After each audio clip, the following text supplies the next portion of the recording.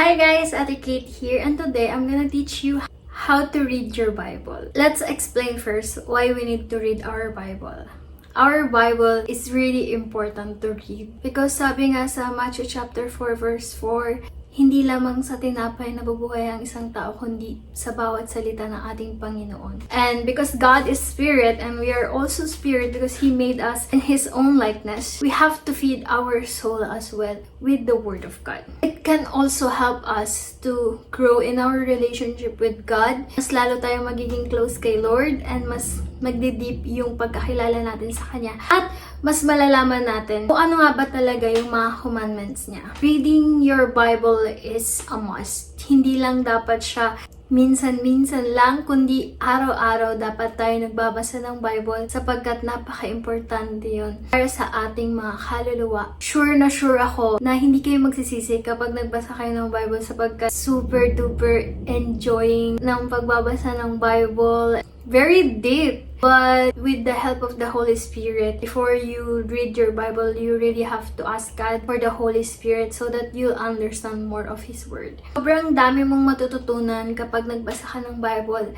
Mas confident ka pa na maturuan yung mga ibang tao na mas gustong makilala si Lord. Many people are struggling to read their Bible because they don't know what to do. Naturally, yung flesh natin ay ayaw talaga magbasa ng Bibles. But we have to fight and resist the devils. I'm gonna teach you now how to read your Bible ng mas detalyado and mas effective. Yung hindi ka mawawala or hindi mo na siya makakalimutan, hindi na mawawala yung kung saan ka na nagbabasa. First step ay iplano natin kung saan tayo magsisimula sa Bible. And this is just my suggestion but it's up to you guys. But I think if you are still a beginner sa Bible, I want you to read John first. And then, mag-jump ka sa Genesis to Revelation again. Kailangan mo munang dumaan sa Gospel because it's really important that you have the foundation. Why are you reading Bible and why you need to know God? Everything is important. New or old, it's all important.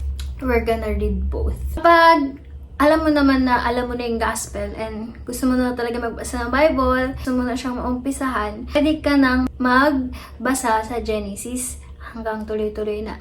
Hindi ko ina-advise na magtalon-talon ka sa Bible like Genesis muna, tapos Psalms, tapos Proverbs, tapos Ezekiel, tapos Isaiah. Parang ang gulo ng ganong sequence. Mas maganda mo siyang basahin ng sunod-sunod kasi nga mas maiintindihan mo yung kwento bakit nangyari yun. Yung Genesis, talagang gigets mo yung nangyari sa Exodus kung binasa mo yung Genesis. Huwag mong hahayaan na tumalon-talon ka sa Bible. Paano yan, Ate Kate? Paano ko malalaman kung nasaan ako? Paano ko ma-organize yung pagbabasa ko ng Bible? I suggest na search mo lang sa Pinterest yung 52 Weeks Bible Challenge, which is nandito siya. Just search it and then nandun na yung babasahin mo sa buong isang taon.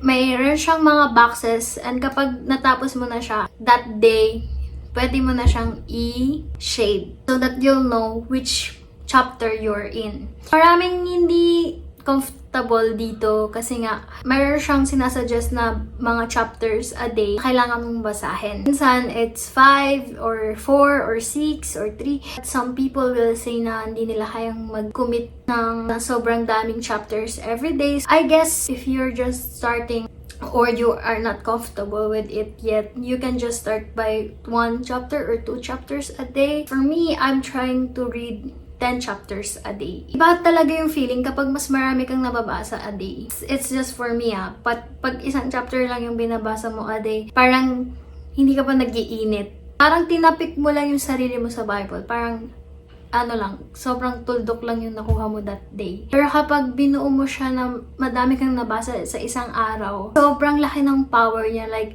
yung flesh, parang binubugbog mo talaga na, papasa ako ng Bible, hindi ako magpapatalo sa flesh. Yun lang naman yung aking suggestion. So, bahala pa rin kayo. Second step is to get your Bible in any language that you are more comfortable. Kung gusto mo English, English. Kung gusto mo ng Tagalog, mas maganda rin Tagalog kung hindi ka pa comfortable sa English para mas maintindihan mo siya.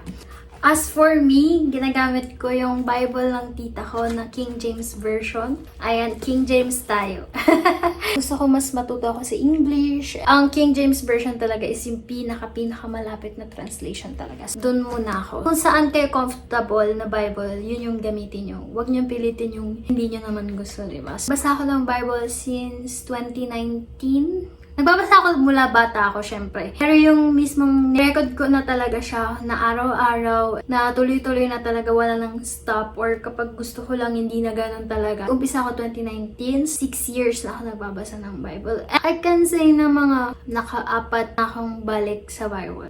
Yeah, it's really fulfilling. And before, I didn't get anything about the Bible, but when I could read it, nabuo na talaga. Doon ko na-realize kung gaano kahalaga yung pagbabasa ng Bible. Mas napagtagpi-tagpi ko yung mga kwento. Third step is to get you a spare notebook. This is really important, guys. Because I've been using this since 2024. Nakita mo naman, sobrang luma na niya.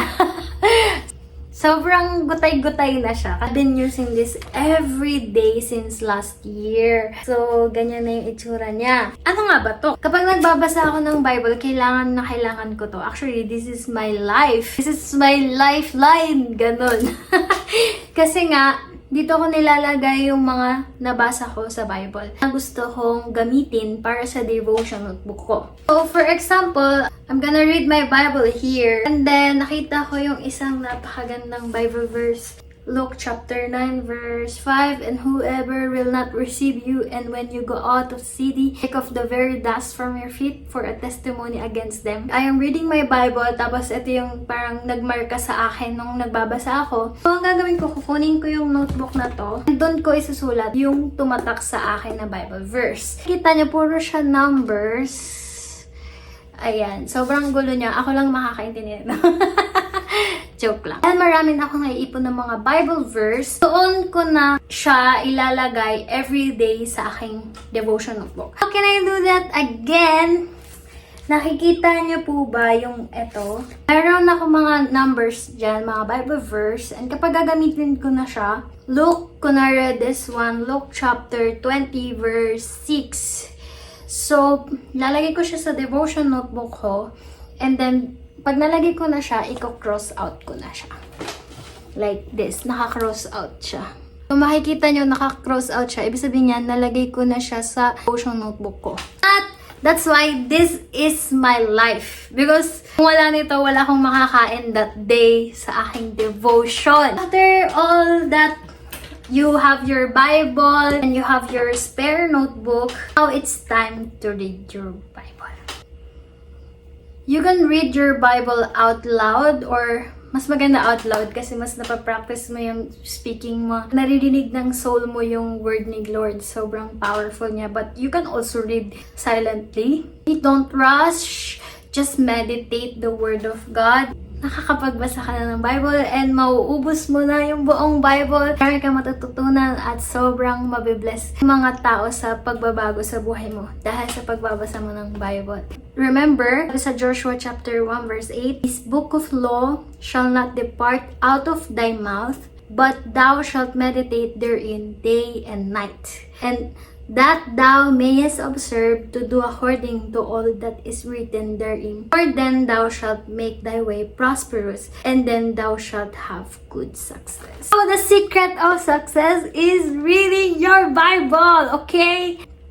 Super duper magbabago talaga yung buhay mo when you read the Bible with a clean heart and with a good intention. Hindi lang parang parinig sa ibang tao, no? Because you wanna know more about God, because you have a relationship with God, because you love Him, so you want to know Him more. Yun lang, and God bless. Kato out.